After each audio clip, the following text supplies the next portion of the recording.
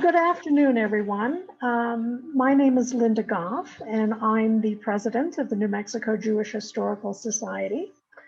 And we are glad that you were able to join us, either as a returnee from yesterday or for your first visit today to our first and hopefully last virtual fall conference entitled Jewish Life in New Mexico and Beyond, a Mosaic of Stories.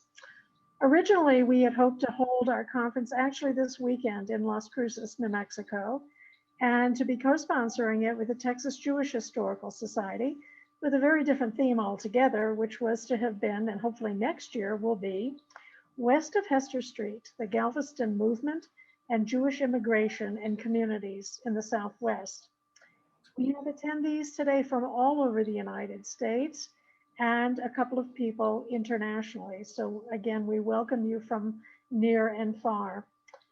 I want to give a couple of special thanks to individuals who have helped make this possible, especially Marcia Torben, who is director of the Santa Fe Jewish Film Festival and also a board member, Marcia Riefman, who is also a board member, and publications and website coordinator for Temple Beth Shalom here in Santa Fe.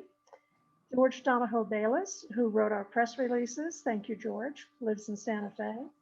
And Claudia Bloom, our part-time administrator in our cubbyhole office down in Albuquerque. All of you saw the names of individuals, families, organizations who helped make this conference possible through your very generous donations. This is what helps keep us going, and you will continue to see those names in the break as well. We have a great lineup of programs this afternoon, and we hope, like yesterday, that the technology gods will be with us. We will be sending out a post-conference evaluation via SurveyMonkey, probably Tuesday of this upcoming week. So, excuse me, please be on the lookout for it, and we appreciate your completing it and sending it back to us. That helps us, or it tells us how we did, how we can be better, and what future programs we can offer and provide all of you. Let me just make a couple of other quick plugs.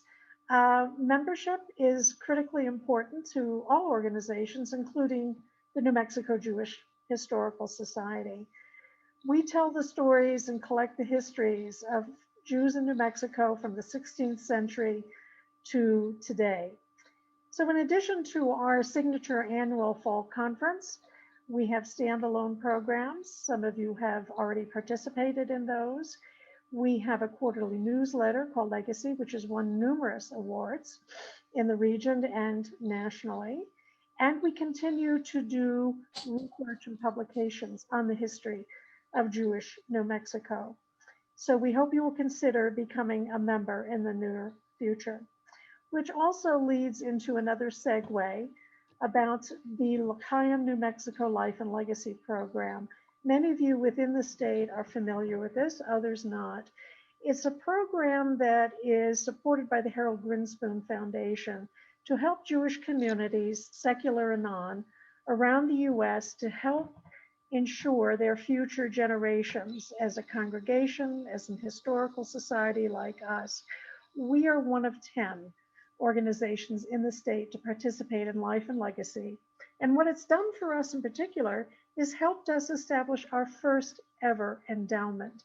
And several of you here today have kindly either contributed or made an afterlife designation to not only us, but other communities here in New Mexico.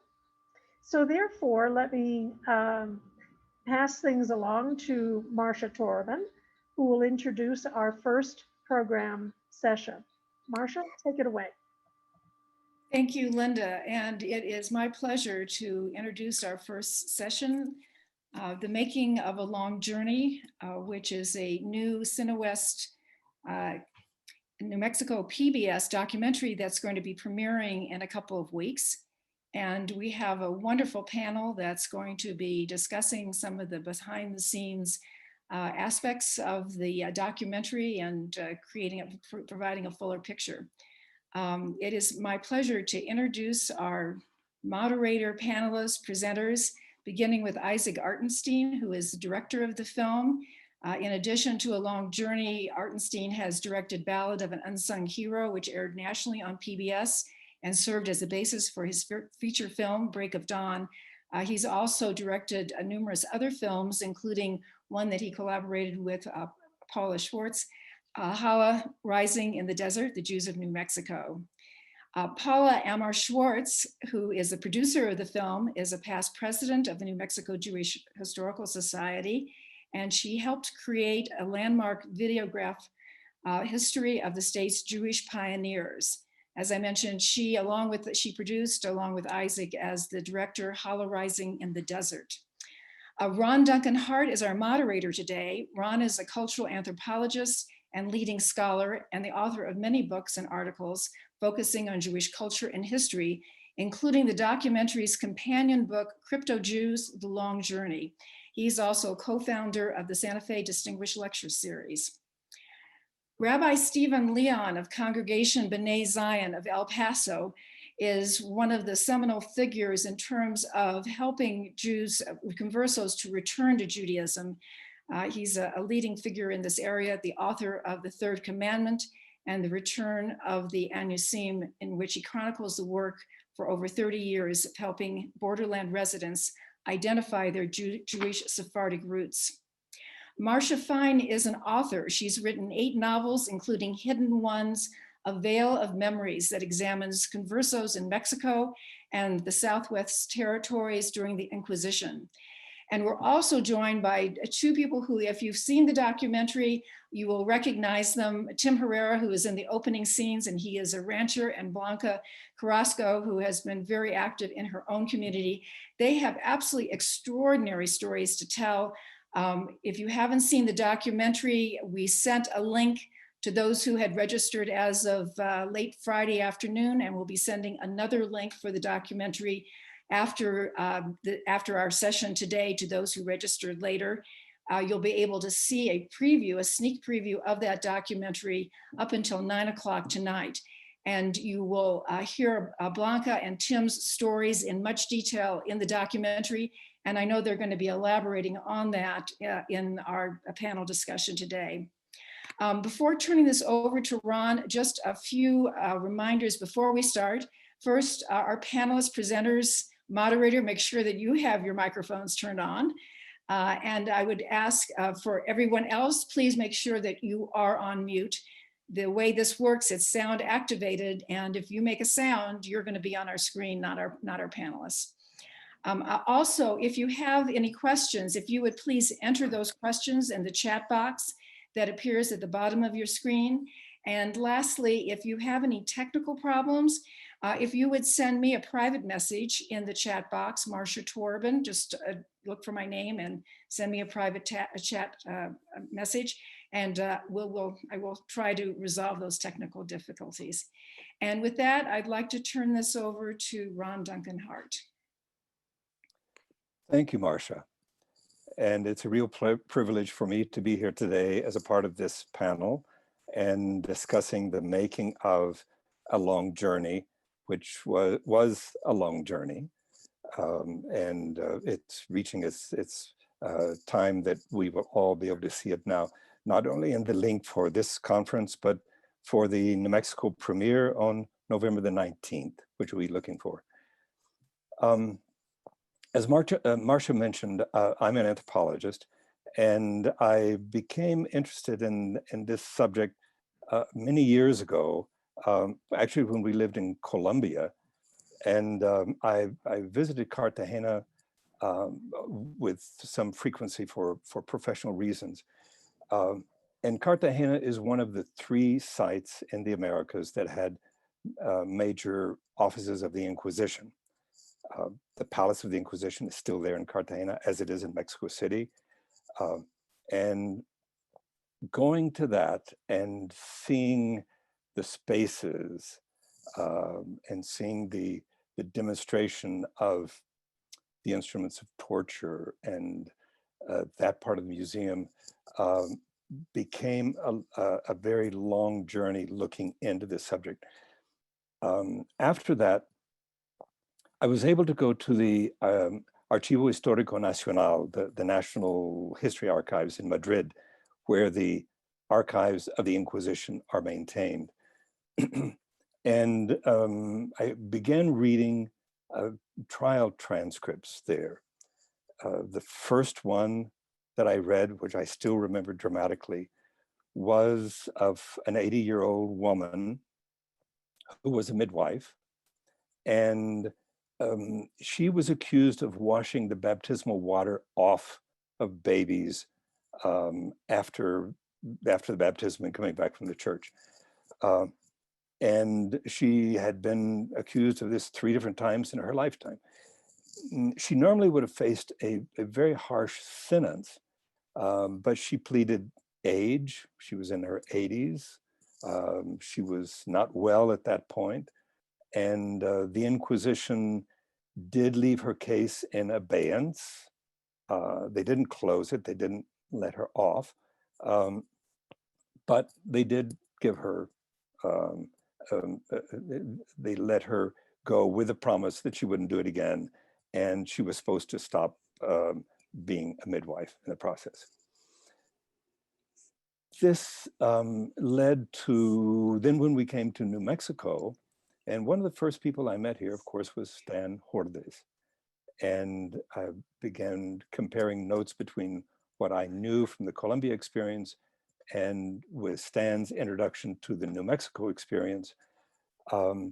This began to amplify the knowledge of what was going on, and particularly here, the process of the Jewish identity movement, the people returning to Jewish identity and looking into family heritage became a major issue. And I would like to especially thank Stan, because as I wrote the book, Crypto Jews, he was the person who, with great dedication, went through the book in detail, making sure that everything was as correct as possible. And I especially appreciate his collaboration and help with that.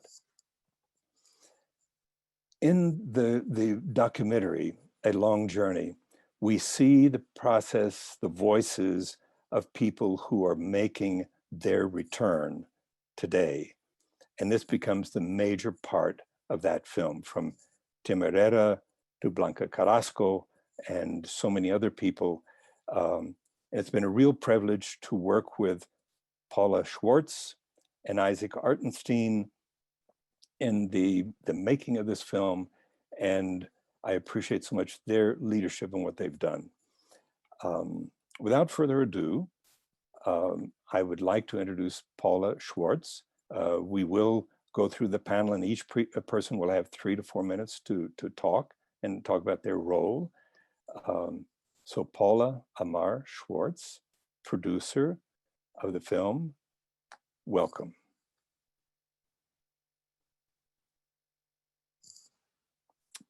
Paula, are you there? Just unmute. That I'm unmuted. Okay, sorry about that. Ron, thank you so much for the introduction. I have to share with everyone that the making of this film has been a long journey in itself.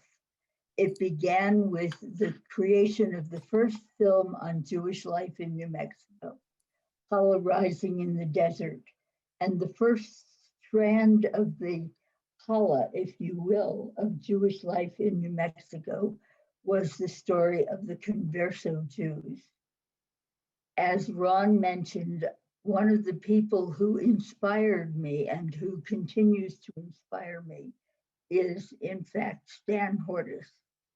And it's going to be difficult, but at some point I would like to flash to Stan and Helen and let them just say hello and let us greet them for the work they've done. Can we do that? No? I'm Okay. sorry, I wasn't able to, for some reason, that feature is not, I'm not able to, unless they unless they unmute and start to speak, I am unable to, oh, never mind. Okay, I have it. Now I can. There they are. Good, okay, we did it. Okay, I thank you so much, and we all thank you for the work you did. Stan, your pioneering is what set the course for all of this to have happened. Thank you, thank you, thank you. Thank you for the honor. I really appreciate it. Thank you so much. Okay, we can go back now, and let me just say a few more words about the beginning of this film and the people who played a role in my thinking. Stan was one, and my rabbi as a child growing up in Pittsburgh, Pennsylvania, believe it or not, was Floyd Fearman, who moved to El Paso as a rabbi later and wrote two books, Boots and Roots and Guts and Ruts, which tell the story of the Southwest and the Jewish pioneers of the Southwest. And he too mentioned the people who were hidden Jews who had come before any of the others. And so I had this early connection from childhood with somebody who was in love with the Southwest and wanted to tell its story. And I think that influenced me a great deal.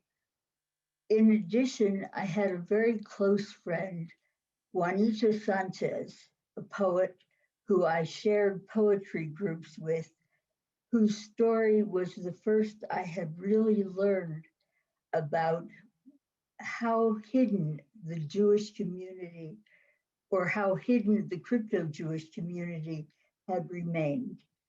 And she told me a story of having enlisted in the Air Force.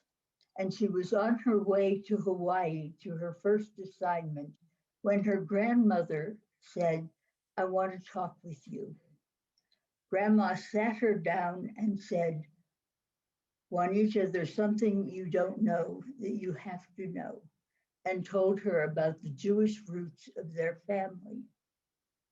And said, "Juanita, you need to learn what this means. Take your time, but I may not be here to tell you about it when you come back." And her grandma had died by the time she came back. But when she was in Hawaii, she enrolled in classes in Judaism and explored her history, and in fact joined one of our local synagogues. But like many other crypto Jews whose stories you'll hear, not everybody in the family was told the same story. Some people never learned the story of their history. Others in their family did, because a grandparent or a relative thought they were receptive and could hear the story. So we're going to hear about stories of people whose families were divided, and that is one of the marks of all of this. Families divided and families together, each having a different understanding. And that's what makes it interesting and yet difficult. When Isaac Gartenstein and I met and began to talk about making a film about New Mexico, we shared many of these stories, and we found common ground, and that common ground encouraged us to move forward. Many of you have seen Howler Rising in the Desert, so I'm not going to say anything more about that. But when Isaac and I began to identify the subjects to be interviewed for a long journey, we had many ideas, but needless to say, a film does not get made by conceptualizing an idea. Beside the story, a documentary film requires resources. And that's when my wonderful husband, Mel Schwartz, stepped forward and helped us raise the money to produce the film. And I'll let Isaac tell the next part of the fundraising and move on. And I just want to say that telling the stories is what this is about. It's not about me. It's not about any of us who put this together. It is about their stories. So with that, I turn it over to Isaac. Come on.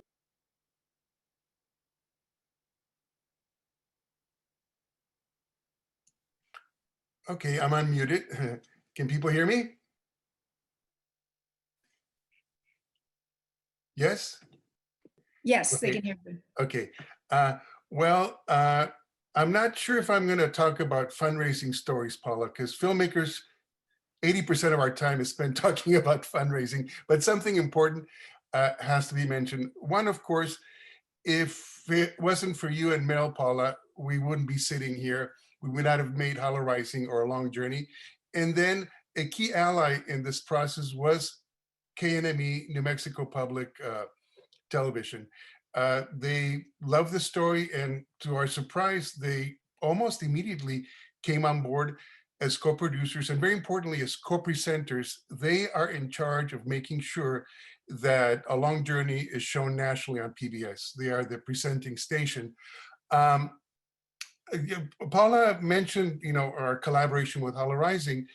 One of the things that we were doing, it aired on KNME also, but we did a lot of festival screenings. This is pre-COVID filmmaking. We did festival screenings. We did community screenings in Santa Fe, in Albuquerque. And one of the things that we found probably at every single screening is that during the Q&A, inevitably, one or two people would get up. They were very emotional and they didn't have any questions. They basically felt compelled to share their story as a secret Jew. And a lot of them said that they've never revealed this to anybody. And here they were in a public film screening with an audience sharing that. And of course, that really moved Paul and I. And that's when we said, we got to do a story about the converso Jews, the crypto Jews. And we wanted to expand it throughout the Southwest and include Mexico. And as funding was coming together, I would keep on getting phone calls from Paula. Isaac, I was just at a Jewish Federation meeting today at a luncheon, and next to me were Tim and Christina Herrera. They have a cattle ranch in Cuba, New Mexico, and they want to talk about their journey. And I said, okay, a converso cowboy from Cuba, New Mexico, I'm in. And then I would get another phone call, Isaac, from Paula. I was just at Nahalat Shalom, their Sephardic arts event, along with the many cultural events they were having at the time. And I met Charlie Carrillo. He is a devotional artist, a traditional Santero artist who's discovered his Sephardic roots and incorporates Jewish themes into what is essentially a Catholic art form going back centuries in New Mexico to colonial times. Okay, it's getting better. And at that same time, Ron Hart, who we had interviewed for Hollow Rising, he wrote the wonderful catalog and was one of the people directly involved with the Fractured Faiths exhibit at the Palace of the Governors, the State Museum of History there in Santa Fe, New Mexico. And we interviewed him for Hollow Rising. And he, of course, talked at great length about crypto Jews in New Mexico. As a matter of fact, we use some of that footage that we didn't use for Hala. We use it in A Long Journey. But at the same time, he was working on his book, which is now the companion book for the documentary. And he was lecturing extensively on the subject. So the timing was great. We were going to, I was already in contact with Rabbi Stephen Leon. Ron Hart had introduced him to me. We were actually going to have him drive to Albuquerque to interview him for Hollow Rising. Logistics didn't work out. So much the better, because when we were ready to do A Long Journey, this documentary of the hidden Jews, the rabbi was available, and he also introduced us to really amazing people.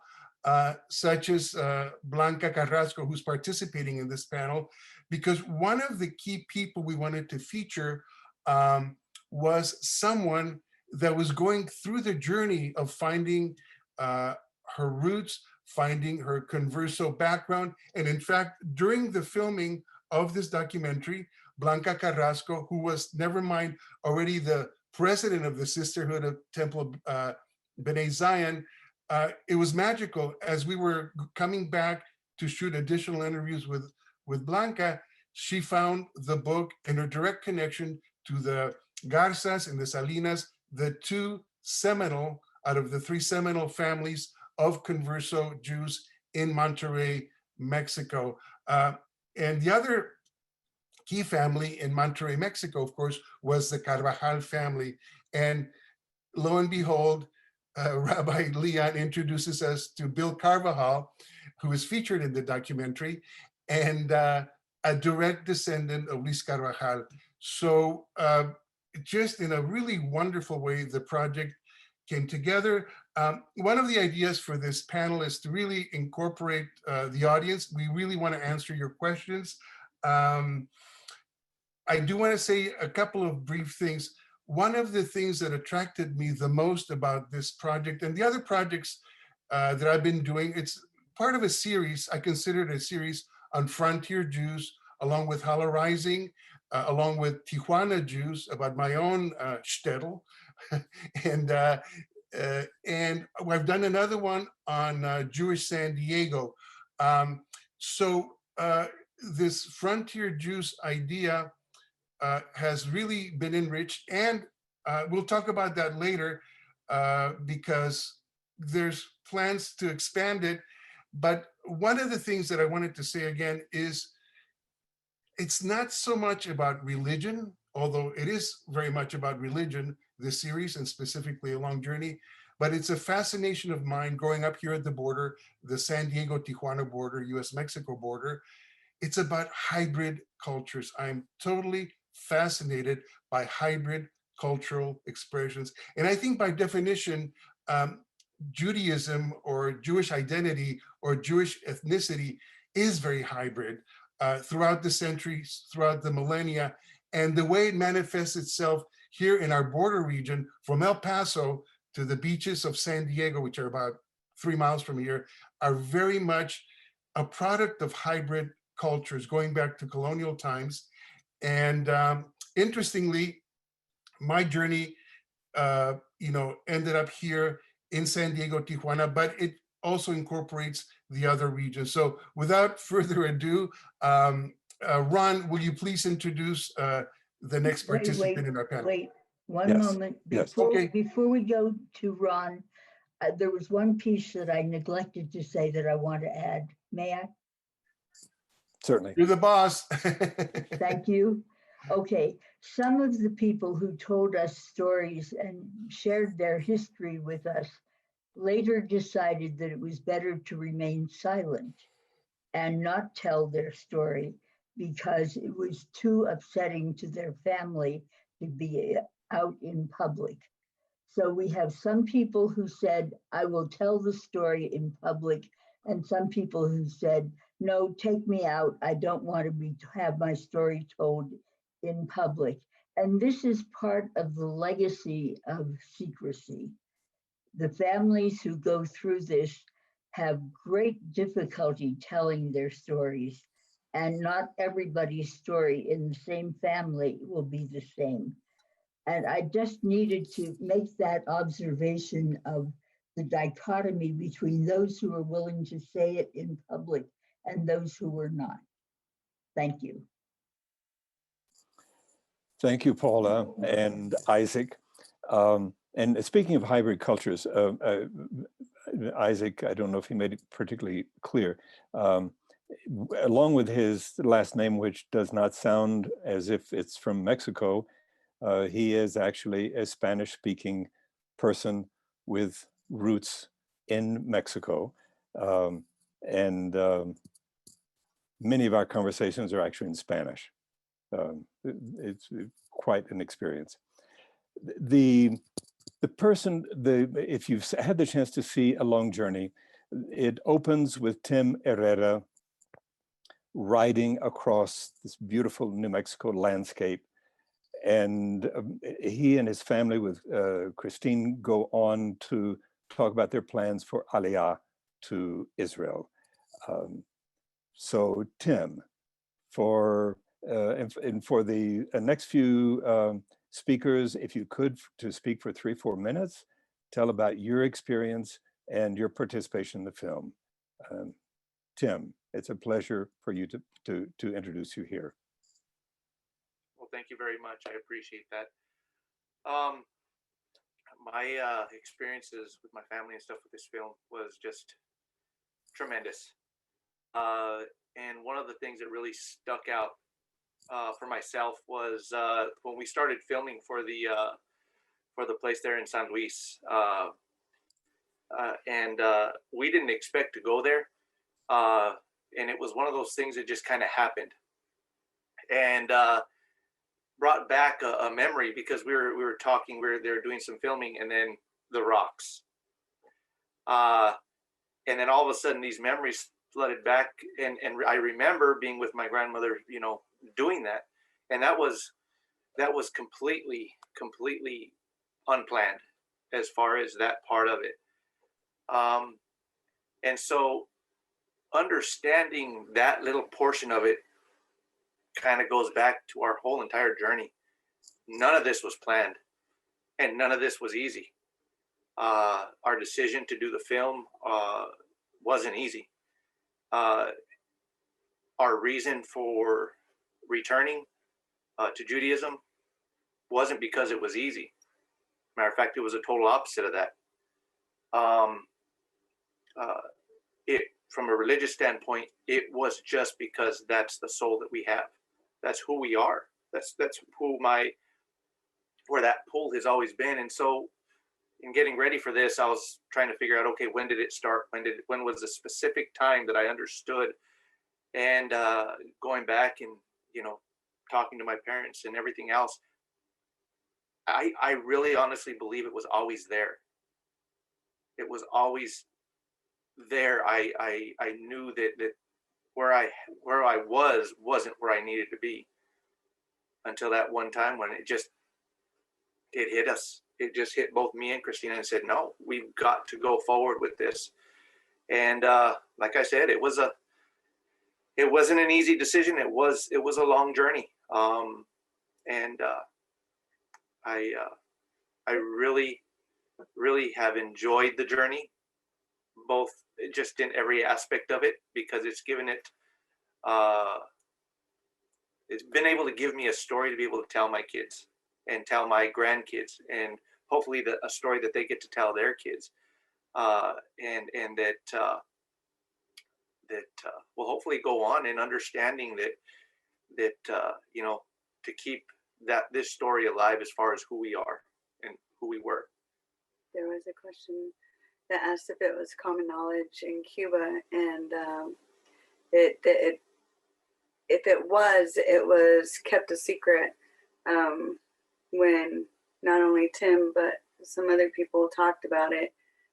Some people were supportive and curious and wanted to hear the story, and some people were not very excited that the story was being told at all. And so we kind of got hit from both ends, but we just kept on moving forward. And this is our walk, and if they wanted to continue their walk in whatever direction they're in, then we allowed them to do that and respected their decisions in whichever direction they wanted to go. As far as my background, I do not have Jewish lineage in my background, but that doesn't change who I am.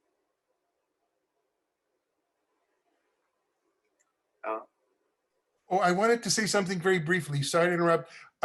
In the scene that you describe about, quote unquote, the rocks, we might tell people that we were totally fortunate to drive to the La Jara cemetery, where we found out firsthand, oh my God, there's these Catholic looking graves with stones, a Jewish custom, and it blew us away. It totally blew us away. I think we went through La Jara because there was a great New Mexican restaurant after we had shot the ranch and we were on our way. And and then just to make things more interesting, one of your cousins joins us. But anyways, that's in the movie. I'll shut up and let Ron continue. Okay. Tim and Christina, thank you very much. And we will come back, I think, with more questions about your plans for the future and have more chance to look at some of these things.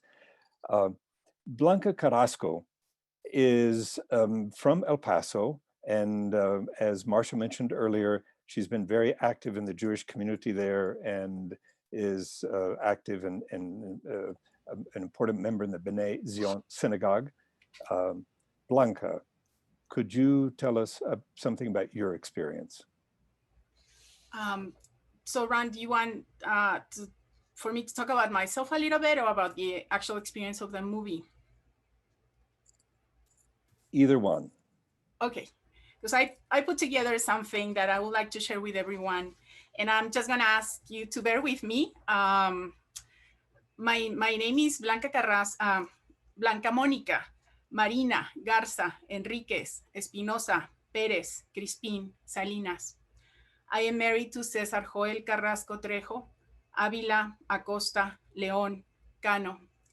The reason that I mention all these names is because when I first heard that our last names may be of Jewish or crypto-Jewish origin, is what caught my attention to learn more about Judaism. I was born in Torreón, Coahuila, Mexico, to a single mother, and I was raised between Torreón and Ciudad Juárez until at age 5, I moved to Juárez with my mom. At age 20, we migrated to El Paso, Texas, and I have been living here since then. I was raised in the Catholic faith, and at a very early age, I was very interested in volunteering and learning about the Bible. During college, here in El Paso, I rebelled and left the Catholic Church and embraced a non-denominational evangelic movement until I heard about a Messianic congregation, a place of worship here in El Paso, and started congregating there. In 2007, my family and I left the Messianic movement and reached out to Rabbi Leon to inquire about converting to Judaism. In 2008, my husband and I officially converted. I embraced my conversion to Judaism and became very involved with the Jewish community here in El Paso. I volunteered with the El Paso Jewish Federation as a board member. I was awarded with a Young Leadership Award in 2012 and the Volunteer of the Year Award in 2014. I was also invited to become the editor and graphic designer of the Jewish newspaper for the Federation, which I did for 4 years. I became the president of Sisterhood and treasurer afterwards. I have been a board member of the Anusim Center in El Paso, in which Rabbi Leon is the founder, and developed and edited the Nashuba newsletter. I support Rabbi Leon with his teachings when we go to Juarez. Now we're doing it over Zoom, translating his teachings into Spanish, and then translating back into English whenever there's someone having a question or wanting to reach out to Rabbi. And I love doing that. And I thank Rabbi for trusting me to help him with that. I have been married for 30 years and have 2 children, Rebecca and Joel Alejandro. All 4 of us have submitted our application for the Spanish citizenship based on our Sephardic genealogy. And all 4 of us have done DNA tests. Cesar and Rebecca show Sephardic DNA, where Joel and I show Ashkenazi. My DNA shows that my family origins are from 55% from the Iberian Peninsula and 40% from the state of Nuevo León in Mexico. The rest is from Northern Africa and from Eastern and Southern Europe. In 2017, I decided to embark on a trip to find out who my biological father was, knowing only his name, and that he used to live in Monterrey, Mexico. It took me a while, but after some time after my trip, To my amazement, I was able to find out that my father was a descendant of Marco Alonso de la Garza y del Arcón, co-founder of Monterrey, Nuevo León, an important center for conversos and crypto Jews in Mexico, since the time of Luis Carvajal and Diego de Montemayor. So now I have added more last names to my list. Those are, and they are known to be of Sephardic lineage. Cortés, Tijerina, Falcón, Garcia, Treviño, González, Sosa, Estrada, Aragon, just to name a few of those last names that I found in my genealogical trees. In my father's patrilineal lineage, I was able to find from farmers to captains, to colonizers, to governors, and even dukes.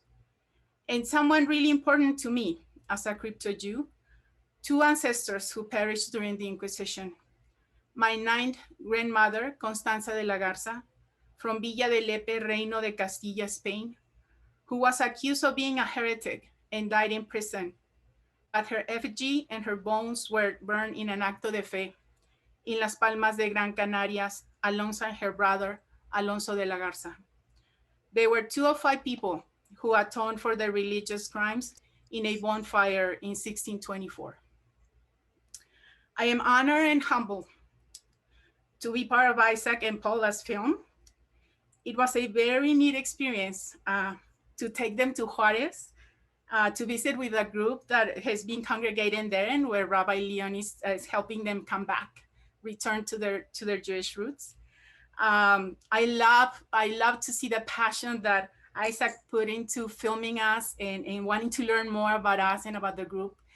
The people coming from Juarez and Durango and Torreón and Mexico City, Zihuatanejo. So it is a very diverse group coming together.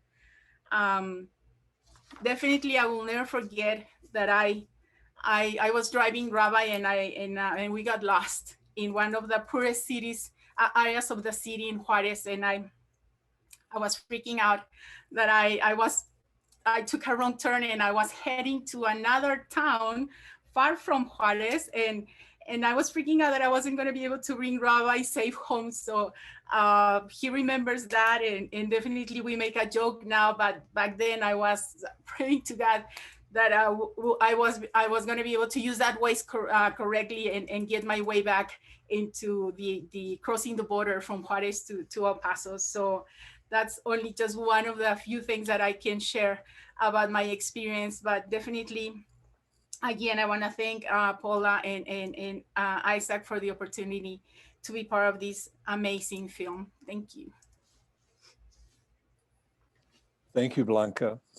And your rabbi, Rabbi Stephen Leon, is the next person that we would like to hear from. The Rabbi Emeritus of B'nai Zion Synagogue in El Paso for 30 years, has been a mentor and a leader of welcoming people in their return process. Rabbi Stephen Leon. Thank you. It's a privilege to be here, and I'm very delighted that I have this opportunity. Can everybody hear me? Oh, you're muted, so how do I know if you can hear me? That's a silly question, isn't it? Yes, we hear you, yes. For the thumbs up. At any rate, I'm going to tell you just a little bit about how I got started in this. A lot of that is in the book that was mentioned at the beginning, which tells the story of many of these people I've worked with. I was a rabbi in New Jersey for 15 years and came to El Paso, Texas in 1986. August of that year, in that first week that I was there, I met 3 people who all had been practicing Catholicism, were Catholics, and yet each one of them told me about a story that involved their Jewish heritage, and why they came to me is still a mystery.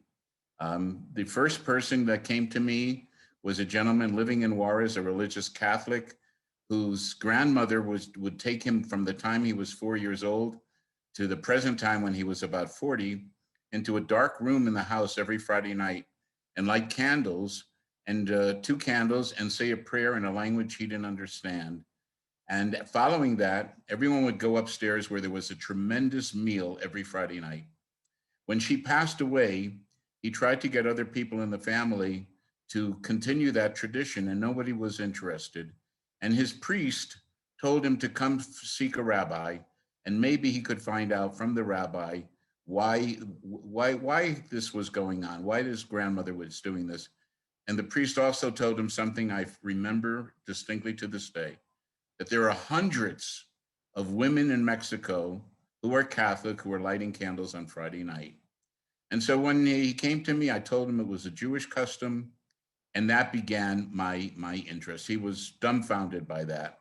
The other two incidents you'll find in my book, but that was the beginning of a journey of a Jewish rabbi who was, I had thought I was an Ashkenazic Jew. My father was a cantor. You could see part of his picture in the background. May he rest in peace. And I grew up in Connecticut. I was born in Brooklyn. And those were my roots. When all of this new story of the B'nai Anusim didn't occur until I moved to El Paso, Texas. I never met any. I had studied about Marranos in rabbinical school, but I never met anyone with that heritage. And then after several years, I started the Anusim Center in El Paso, Texas. I mean, everything is on hold now because of the pandemic, but we had conferences for 15 years. We would bring outstanding speakers in. But the one thing that I did that I really felt motivated to do was to be a source of welcoming to any of those B'nai Anusim who wanted to return to Judaism. And over these 34 years now, I have brought back over 75 families who have come back to Judaism. My latest venture was to go to the Spanish-speaking community in Juarez, Mexico, which is right over the border. But the truth of the matter is, my Spanish is very limited. I had 2 years of high school Spanish. And so I would bring Blanca Carrasco, who did her return with me, and another gentleman, Emmanuel Velez, and they would interpret for me. They would translate into Spanish, and we would do for every several weeks. I would go into Juarez again until this pandemic. Now we're doing it by Zoom, and I would do outreach to these families. We would observe Jewish holidays. I would teach them lessons, and I'm now just waiting for the pandemic to subside because we have approximately 50 people who have been studying with me, who are ready to do their return. Now, Isaac Artenstein got in touch with me through Ron Hart. And Ron Hart and I have worked together for many years. Ron was really the one that motivated me to finally write my book, which he published in his own books. And I owe him unto this day because I never would have done it without his help. And it also has been a light to certain people who want to do their return. But Isaac contacted me through Ron. We developed a relationship. He came to my synagogue, found out that in the cemetery at B'nai Zion, his grandmother, Rebecca Artenstein, is buried. So, and then I saw his film about the Tijuana community. I visited Tijuana. I didn't know much about it. I learned so much from Isaac, and I had the opportunity to see his film, Paula Rising, at a conference, and he and Paula did an incredible job. And then through him, I met Tim, and Tim and I speak regularly on the phone, and we're working together to help him make Aliyah to Israel. And one interesting thing about the film was, you know, you often watch these mysteries on television, and you see people driving in a car, and you wonder, how does a photographer get into the car and watch these? I couldn't understand it. And here we're on our way to Juarez for this meeting, and I'm sitting in the front seat with Emmanuel, and in the back seat is the person that is videoing this entire visit. And now I know how it's done. So I thank you, Isaac. I learned a little bit about cinematography from you. But I continue this journey. I am influenced and inspired by these people. And I just have to say one thing. This has really become a mission of mine. You know, my grandfather, who revealed to me our Sephardic roots, left Poland, but his great-great-great-great-grandfather and mine was Moshe de Leon, we believe. That's how I got the name Leon, who was the founder of Kabbalah, Sephardic Jew from Spain who wrote the Zohar. And when I think about that, and I think about the fact that we lost more than a third of the Jewish population during the Holocaust. We had 16 million people before the Holocaust. We now have only 14 million. And I think of the research that I've done with people in Israel and other places, and they say through DNA, through historical evidence, that there is a potential of between 100 and 200 million people throughout the world today who have Jewish roots and don't even know about it, who left Spain, who left Portugal. And could you just imagine, I've done a little bit, could you imagine if we had a portion of those returning today, how it would make this a better world? We talk about our role as Jews for Tikkun Olam. This would really be the ultimate Tikkun. So thank you very much. Thank you, Rabbi. And our next guest is Marcia Fine, who is an author, as Marcia Torben mentioned earlier. One of her recent books is Hidden Ones. It's about a family and its encounter with the Inquisition. And Marcia, welcome. We look forward to hearing your comments. Thank you very much, Ron. First of all, I just must say that I'm very happy to be here with all these luminous people who are all scholars of the Sephardic diaspora. So I'm delighted to be part of it.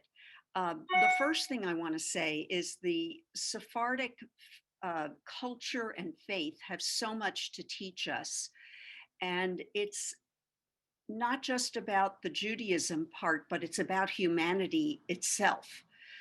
And I am an Ashkenazi, and I became fascinated with my Sephardic brethren. I just started reading, and as Ron did, I went into the archives and I found a story about a grandmother who was sent to prison in the Inquisition in Mexico. And the story of her family was also there because they kept excellent records. So I have written 3 books about this. So I have immersed myself through travel and reading and classes about the Sephardic history. And the first book I wrote, The Blind Eye, A Sephardic Journey, was about people being kicked out of Spain and going to Portugal. So the book is about Portugal and those who finally went to Brazil and Recife. And that book won the One Book Arizona in 2015 for the whole state to read through libraries and schools. I began to think further, and I became fascinated with the idea that the Inquisition in Mexico, as well as Peru and Cartagena, Lima, was also right under our feet here in the Southwest Territories. There wasn't a border. They came back and forth. And so the idea that I was living here in Arizona and the Inquisition was really under our feet, I became compelled to do that. And so that's how Hidden Ones, A Veil of Memories, came about, how this transfers to generations, the trauma that these people went through. And then just recently, my last book is about the Sephardic Jews of Rhodes. So that's the one about Europe. But one of the things that I learned that was so important was that the Sephardim had an aesthetic, and it was from living in the warm climates that they were in with all the light. And so they developed a cuisine, as we know today, the Mediterranean diet. So they weren't eating bagels and lox like my relatives. And I found that interesting. Part of their aesthetic was the influence of the climate as well as the food. And they celebrated color. They loved color. They loved beauty. They celebrated the Ladino language through their music, through songs, in poetry, in art. And the most important thing that they brought to us is a very strong oral tradition. And that fascinated me. And then finally, because I know we need to keep these things short, I was very interested in how they led duplicitous lives and how they survived with the Inquisition chasing them around the world for almost 400 years. And that has driven me with a passion on a very interesting journey that I find very stimulating. And I'm delighted to say that I know most of the people on the panel today. They are my friends. I attend meetings, so I'm always learning more. And I'm very grateful and express gratitude to those who are here and those who shared their story. Thank you, Ron. Thank you, Marcia. And I appreciate all the comments that have been made in the chat section and various comments from people about their connections with this subject. Now we're going to get into the part of the Q&A, the questions and answers. If you have specific questions that you would like to explore further, please enter those.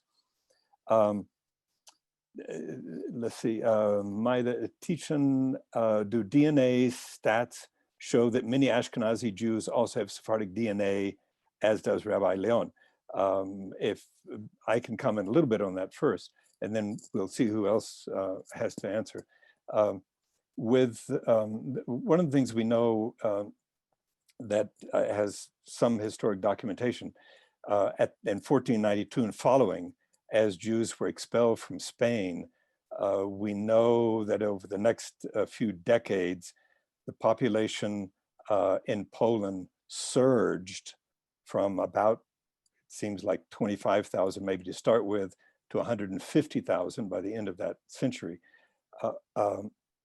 So it seems that, and there is documentation of people leaving Spain and being welcomed into Poland. So there is evidence beyond DNA, but historical evidence that part of that migration out of Spain was going to Poland, where Jews were being welcomed, and to the Rhineland and other parts of Eastern Europe. So yes. Someone asks Ellie Edelstein, where is New Spain? New Spain is Mexico. That was the title that was given to that part of the world. So Colombia was New Granada. So we get those were the names of the colonial period. Let's see, Diego Richardson. Is there any activity about Ladino language in the Southwest Jewish community? The Rachel Bordnick in Dallas actually runs a group online that deals with Ladino language. Ladino is the Turkish version of Judeo-Spanish. There's another version which is called Hakatiya, which is this Judeo-Spanish spoken in Morocco and in the western end of the Mediterranean. So,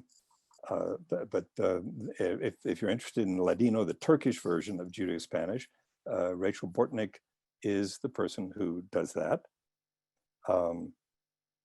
And are there other responses to these questions? Anyone else who would like to add in comments?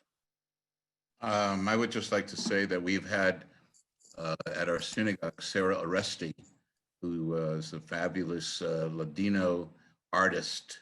And if anyone, you should find her website. Actually, she came to El Paso's family in Albuquerque, and she did an incredible concert, and she does lectures and other things with Ladino. So something that's really alive today. I would like to say something. Yes. Based on my mom's side of the family, when we started, because my mom, my sisters, my dad, we were all interested in Judaism, and my mom had an aunt who was 100 years old, and we went, herself and I, we went to try to get some information from her. Tia Jovita, she was, I believe, 101 when we interviewed her, my mom and I. And she did mention that her sister, who's my great-grandmother, she used to speak Ladino when she didn't want people to understand her. And this is in Torreón, in Matamoros, Coahuila. And she goes, so whenever she wouldn't like people to understand, she would start speaking Ladino. And she mentioned that word Ladino, came from her. Again, she didn't tell us more. And I got that, and I got it for me, you know, and that was my first thing to say in my mom's side of the family, that perhaps the Espinosas, because she was the Espinosa, that we will have a Jewish ancestry from there. So again, that's my personal story. I wanted to add something to the whole Sephardic journey. First of all, thank you, Rabbi, for remembering my grandmother, Rivka Artenstein, my Bube Rivka. But I also have to say something, speaking of the Sephardic, when Marcia Fine was talking about her wonderful, wonderful novel, The Hidden Ones, which I had an opportunity to read before interviewing her. It's a very, very dramatic story about Jews in New Spain, in Mexico City, persecuted by the Inquisition, and namely this family that Marcia focuses on at that time. They arrest the grandmother to force the family to confess their Judaism, and of course, that grandmother is named the same as my Sephardic grandmother, my Bube Clara. And I'll stop there because I start getting teary-eyed when I talk about these two grandmothers and that deep connection that's been brought through this documentary. In Tijuana, Jews, we visited the Jewish cemetery, and I laid a stone in San Diego at the Jewish cemetery there, at my grandfather's Fischl Artenstein grave. And I hope if we ever do the El Paso episode of the Frontier Jew Story, I will be able to start that episode by laying a stone at my Bube Rivka's grave at the B'nai Zion cemetery plot in El Paso. Just wanted to share that. Okay, thank you, Isaac. Francois Amar also mentions being from Sephardic background in Morocco, and is asking if there are connections with the Southwest. Well, one of the immediate connections is Paula Amar Schwartz, the producer of this film. So there is an Amar connection there. And we're relatives. Okay, you know Francois. Okay, good. Yes, indeed. Here we have a comment again from Diego Richardson about living in the Canary Islands for 25 years, and the fact that there are conversos there. Yes, there are converso populations in other areas.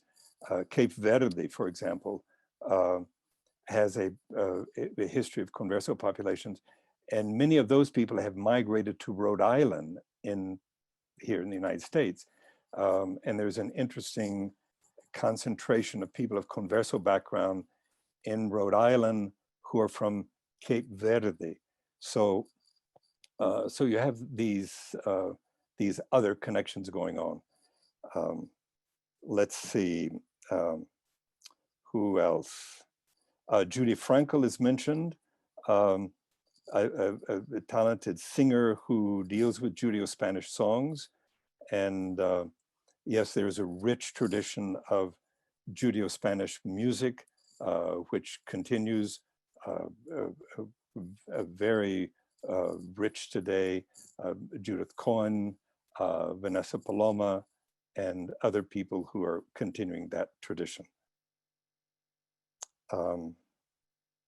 May I just mention Robin Helsner, as long as we are doing that. She takes tours to Spain and Portugal and performs. She's a cantor, and she's very well versed also in the Sephardic music.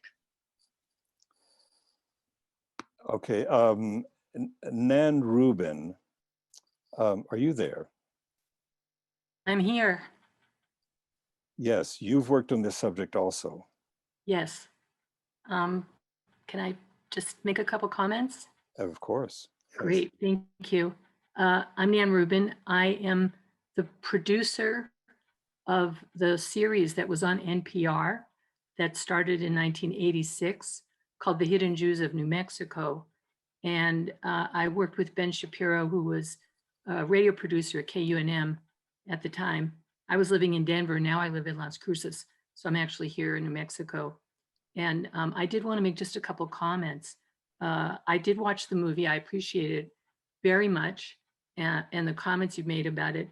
And I just wanted to say that our very first program that we did in 1986, all of the people that we interviewed did not want us to use their name. So we did a half-hour radio show with people speaking, but not identified by their name because they were very, very fearful of the repercussions it might have with their families. And that was already 30 years ago. And then the second program that we did, which came about in part with an outpouring of people that said, please produce more. I have this history. How do I find it? And in the second program, we had people who were very happy to talk about their family and their names, and also to talk about the research they were doing in the genealogy. And 30 years ago, it was much more difficult to do a lot of the genealogical research that is possible to do today. But one of the people who was the subject of our program, Gloria Trujillo, who's been very involved for many years, one of the founders of the Society for Crypto-Judaic Studies. And Right. she had actually been able to do her family tree 15 generations back at that time. And it was very impressive for us to see how well she'd been able to document the work. And the last thing I wanted to say is that I actually attended the conference last year of the Society for Crypto-Judaic Studies. It was in Denver, and the organization presented a number of papers and family histories, but also a tremendous amount of genuine scholarship on the experience of crypto Jews around Europe and here. Some of it really historical, some of it was somewhat anecdotal, but also analytical. And I was very impressed and also really inspired by the amount of work that people have been doing on their own backgrounds and on organizing, getting together, the kinds of things that Rabbi Leon has been doing, and also things that they've been doing within their own communities and their own families with their history. Here in Las Cruces, last fall, we had the real privilege of having Jeannie Milgram come and tell her story, which is the story of her 15 grandmothers and her ability to research her background all the way to Spain and Portugal. So this is a very dynamic field, actually, a lot that's being done, and not just anecdotal things, but genuine documentation and research that's being done to demonstrate the real experience of Spanish Jews and what happened to them after the expulsion. Thank you. Yes. And just to follow up on your comment, over the last 20 years, the publications from Stan Hordes, David Gitlitz, Seth Kunin, on and on, have documented and filled in so much of the history that was unknown before that. So the last 20 years have really marked great advances in terms of scholarship in this area. In your reference to genealogies, someone asked earlier where that in the film there was some reference to the documentation of genealogies. The Sephardic Certificate Program of the Jewish Federation of New Mexico has worked systematically with helping people develop their genealogies. And it is amazing that there are people who can develop genealogies that go back many generations, as Nan mentioned, and into hundreds of pages. So the reference to that is the Sephardic Heritage Program of the Jewish Federation of New Mexico. There is also a question from Yvette Kahn asking if Mr. Herrera, Mrs. Carrasco, could comment on their process of acceptance by the Jewish community in their respective places. So if Tim or Blanca could respond to that, please. Okay, I'd like to respond to that, if that's okay. What we've had mixed. It's been mixed. There has been a huge just outpouring of love to us in some places, and then there has been, on the other hand of that, the wall. And I have been blessed by both, in the sense that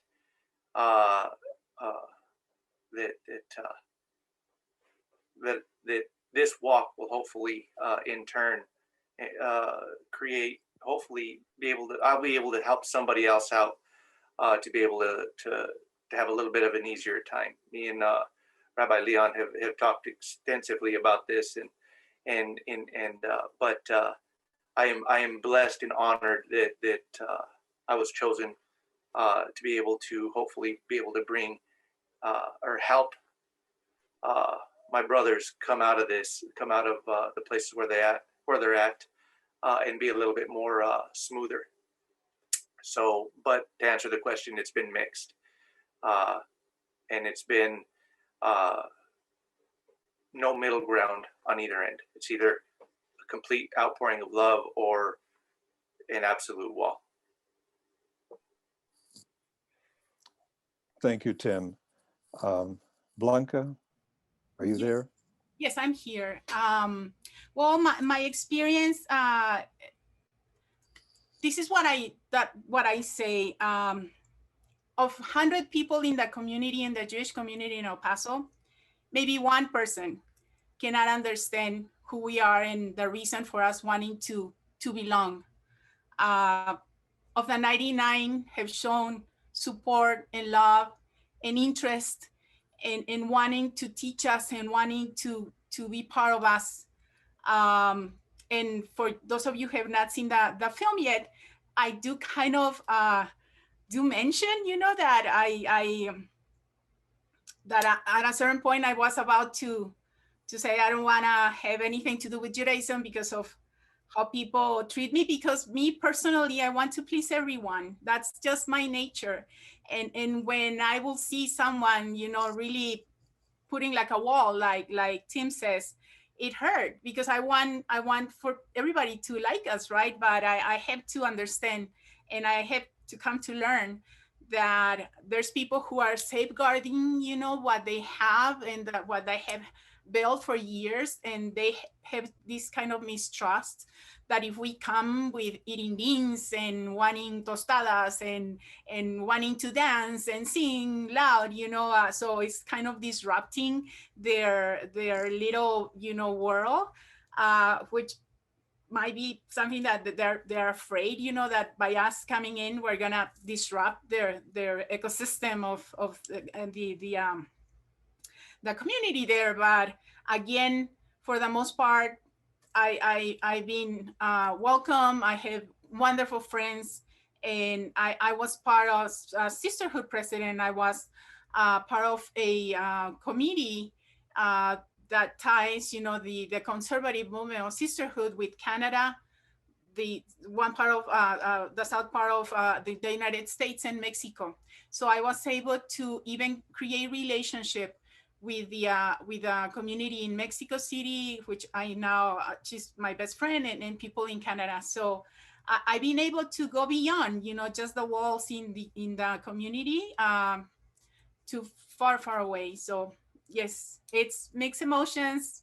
You'll find all kinds of people, but for the most part, it is a good experience. Thank you. Ron, Thank let you, me Blanca. add just one quick remark. Yes.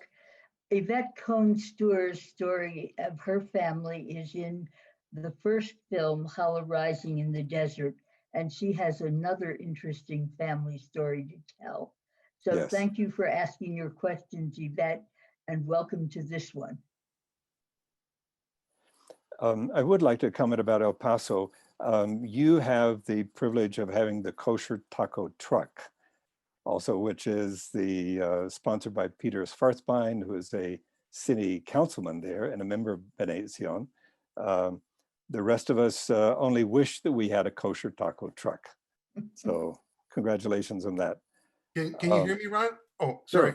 Sure. Sorry to interrupt, but I wanted to address the comments that were just made in terms of the individuals, what they went through, acceptance, and so on and so forth. And for me as a director, it was really a privilege.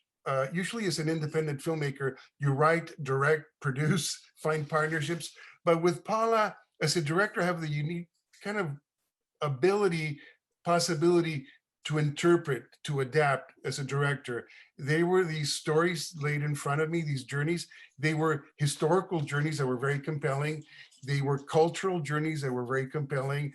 Also, religious journeys, if you will. But one of the things that Paula emphasized, and this is going back to Hala Rising, to get the personal journey. And I think that's why people are finding this film, A Long Journey, so compelling, because with Paula's collaboration, we were able to make the personal journey, the internal journey of the characters, as unique as the journey of the conversos coming from, from Spain originally, then Mexico City on the trail north to Monterrey, on the trail north with, according to history, with that journey north to northern New Mexico and other parts of the Southwest. So those historical physical journeys were really wonderful, but the internal journey is what people are finding very, very compelling. And I can tell from the questions being posed. Another thing that I wanted to add, Ron, you mentioned earlier that I come from Mexico originally, but I also have a unique background in that my father, Artenstein, is Ashkenazi, but my mom's name is Nachmias. She is Sephardic. So when my parents got married in Tijuana, Mexico, it was considered a mixed marriage. The communities were very, very separate. And then when Blanca was commenting about food, to me, it was wonderful. I mean, it was not unusual for the Shabbat table for my mother to have brisket and borrecas, the Sephardic turnovers. And then the next day for Saturday lunch, we would have brisket tacos with frijoles refritos, salsa fresca, and so on. So again, speaking to my fascination of this wonderful hybrid culture that Judaism is, and what an inspiration it is to me as a filmmaker. Thank you, Isaac. Perhaps you could address the question from Sally Dreyer from the Texas Jewish Historical Society, in which she is asking if there's any information yet about when there will be screening, when the PBS stations in Texas might be showing this. Go ahead. Isaac? Mute, you have to unmute. Isaac, you have to unmute. We just got word that El Paso, Texas PBS is airing it January the 2nd and 3rd of 2021. I just found out that Denver played it October 22nd. And this is a good time to make an appeal to everybody in this wonderful, wonderful panel. And thank you for the Jewish Historical Society of New Mexico putting this together. It really took a village and it's been stellar. We were so thrilled that we were able to give this special sneak preview, but we did it with double purpose, of course, to enhance this panel, but also I want every participant to become a promoter of this film in your respective PBS affiliated cities. New Mexico PBS has put this on the satellite, so it's actually up to every programmer in every city to decide when it plays. So you can also play a role. And another important thing, another appeal that I would like to make is that November 19th, 7 p.m., KNME, New Mexico PBS, will be airing it. There'll be a lot of publicity, a lot of articles generated, and the ratings, the success of that broadcast, November 19th, will also determine how many other programmers in the PBS system hear about it and put it in your local town, your local city, your local affiliate. So there's the plug to help us become promoters. At hollerizing.com, you can find the artwork that tells about our film, put it in your social media, get the word out for the November 19th event. And another thing, since I'm on a roll here, that we were extremely fortunate that New Mexico Public Television, Canal 22, Channel 22, is also airing it on November 19th, but they're doing it simultaneously throughout the whole country. So people in Juarez, find out where your affiliate is or what station carries Canal 22, and you will see the subtitle version in Spanish of A Long Journey. Thank you, Isaac. We're nearing the end of our time here, and we want to thank the New Mexico Jewish Historical Society, Linda Goff, Marcia Torvin, for organizing this event, for the excellent organization, and for providing this time to be able to look at the experience of a long journey, hidden Jews of the Southwest. Thank you very much. And I'll turn it back to Marcia or Linda.